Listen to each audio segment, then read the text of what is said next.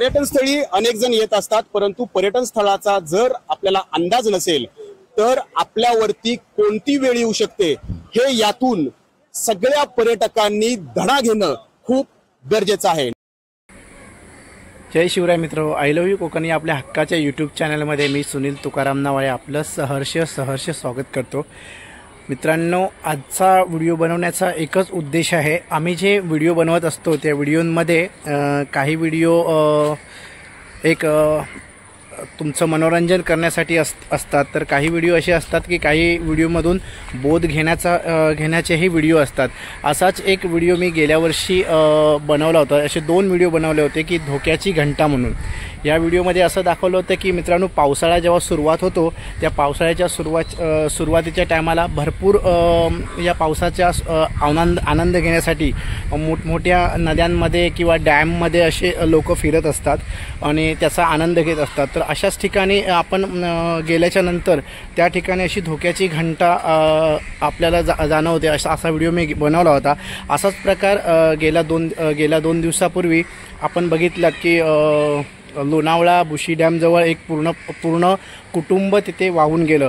तो वाहून कसा गेला तर मित्रांनो, त्या लोकांना त्या जागेचा अंदाज नव्हता, मुळीच अंदाज नव्हता की आपण जिथे मजा मस्ती करत असतो, परंतु ज्या ठिकाणी आपण हे सर्व मजा मस्ती करत असतो त्या ठिकाणी जरी पाऊस पडला नाही, त्याच्या दुसऱ्या विभागातनं पाऊस खूप मोठ्या प्रमाणात पडत असतो आणि त्याचं पाणी, त्या पाण्याचा लोंढा हा कधी खाली येतो हे आपण गाफील असतो त्या बाबतीत। आणि असाच प्रकार घडून काल 2 दिवसापूर्वी हे संपूर्ण कुटुंब यातून वाहून गेलं। तर मित्रांनो, हा मी व्हिडिओ बघितला संपूर्ण वाहून जे काय प्रकार आहे तो सर्व वाहून जाताना तो बघित पण त्यावेळेस जवळजवळ तो व्हिडिओ 6 ते 7 मिनिटाचा व्हिडिओ आहे आणि त्याच्या आजूबाजूला भरपूर पब्लिक ही होती। तर काही लोकांनी झाडाची वेल किंवा अशी फांदी घेऊन त्यांना वाचवण्याचा प्रयत्न केला, परंतु आपण जेव्हा असा प्रसंग मित्रांनो येतो ना त्यावेळेस आपल्या मेंदूची ट्यूबलाईट लवकर पेटत नाही। पण त्यावेळेस जर आपण शांतपणाने जर विचार केला ना तर त्या लोकांना वाचवण्यासाठी बरंच काही तिथे स्वतःकडे आपल्याकडे साधनं होती, परंतु त्याचा आपण फटकन आपल्या लक्षात येत नव्हतं। उदाहरण सांगायचं म्हणजे त्या ठिकाणी बऱ्याचशा महिला होत्या, त्या मला वाटतं मॉमेटेन मुसलमान महिला होत्या आणि आजूबाजूला साडी नेसून पण असलेल्या महिला मी त्या व्हिडिओमध्ये बघतोय। तर ज्या मॉमेटेन महिला होत्या त्या महिलांच्या अंगावरती काळ्या कलरचा दुपट्टा होता आणि काळ्या कलरचा बरेच दुपट्टे दिसत होते आणि हे जर दुपट्टे एकमेकाला गाठ बांधली असती आणि त्या लोकांपर्यंत कोणी जर पुढपर्यंत दगड बांधून किंवा काय पुढे टाकलं असतं तर कुठेतरी एक त्यांना वाचवण्याचं आपल्याकडे साधन एक उपलब्ध झालं असतं। मित्रांनो, 1992 या 1995 मला नक्की साल आठवत नाही, परंतु या दरम्यान मी 8वी मध्ये होतो।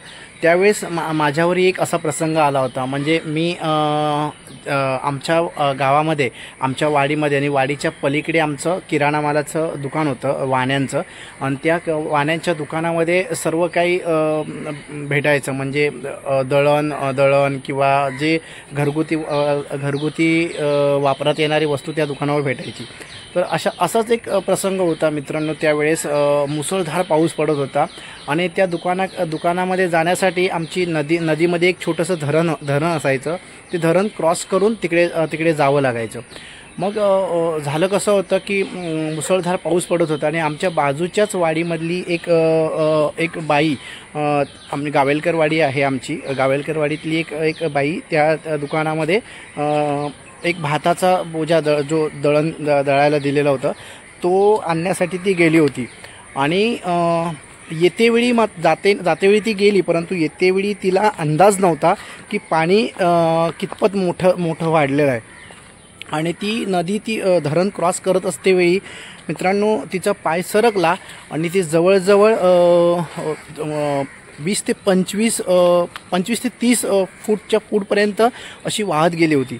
आणि मी जेव्हा पलीकडून जेव्हा रिटर्न जाण्यासाठी आलो होतो, मी पण त्या दुकानात गेलो होतो, साखर आणण्यासाठी गेलो होतो खरं तर. त्यावेळेस बघितलं तर ती ओरडायची, ते पाण्यामध्ये खाली डुबायची, परत वरती यायची, अशी हात वर करायची, ओरडत होती. तर फर्स्ट टाईम मला असं वाटलं की कोणतरी भूत वगैरे आहे काय.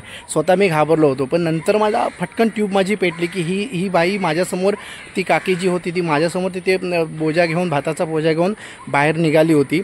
मग नंतर मी फटकन कुठे एक क्षणाचा पण विचार न करता जी माझी साखर घेतलेली होती, मी 1/2 किलो साखर घेतली होती, साखरची पुडी मी तिथेच टाकली आणि त्या पाण्यामध्ये मी उडी मारली. आणि उडी मारल्याच्या नंतर मित्रांनो असं झालं होतं की तिथपर्यंत मी त्या काकीपर्यंत मी पोहत गेलो. कारण त्यावेळेस मी आताही आहे, पोहण्यामध्ये एक्सपर्ट आहे आत्तासुद्धा. पण त्यावेळेसचा मी प्रसंग तुम्हाला सांगतो. मी त्या काकीपर्यंत गेलो आणि तिला प्रथम पकडल्याच्या नंतर तिने मला पकडलं होतं. आणि त्यावेळेस मित्रांनो माझा हा शेवटचा म्हणजे माझा शेवटचा दिवस होता.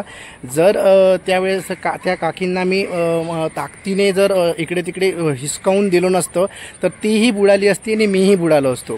परंतु त्यावेळेस एक चांगला शाळेतला कबड्डीपट्टू असल्यामुळे आणि खेळामध्ये तरबेज असल्यामुळे मी तिला झटकून दिलं. झटकून दिल्याच्या नंतर मित्रांनो तिचे मी केस पकडली आणि केस पकडून तिला ओढत नदीच्या किनाऱ्यावरती आणली होती. अशा प्रकारे मी तिला वाचवलं होतं. अजूनही त्या वाडीमध्ये मी गेलो, गावेलकर वाडीमध्ये गेलो तर ती काकी सन्मानाने मला बोलवते की ती बोलते की बाबू अजून मी आज जिवंत आहे की ती तुझ्यामुळे जिवंत आहे. असं म्हणजे ऐकून मलाही बरं वाटतं की त्यावेळेस एका त्या बाईचा, त्या काकींचा मी जीव वाचवला होता. तर मित्रांनो मी एवढंच सांगेन की आपण अशा ठिकाणी पावसाच्या ठिकाणी जर मजा घ्यायला, आपल्या फॅमिलीबरोबर मजा घ्यायला जर जात असाल तर सर्व त्या ठिकाणाची जाणकारी घ्या. जेणेकरून आपण जात असतो आपल्या जीवाची मजा करायला, त्या ठिकाणी छोटी मुलांना पण आपण घेऊन जात असतो. आज तुम्ही बघितलात कालच्या व्हिडिओमध्ये एक 4 वर्षाचा तो छोटा मुलगा होता जो त्या प्रसंगाचा शिकार झाला. तर असं कुठेतरी होऊ नये याची सर्वांनी काळजी घ्या. आणि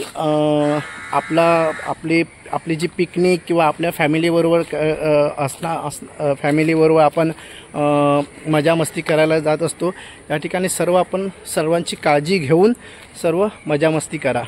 तोपर्यंत टाटा, बाय बाय. भेटूया का पुन्हा एका अशा नवीन व्हिडिओमध्ये.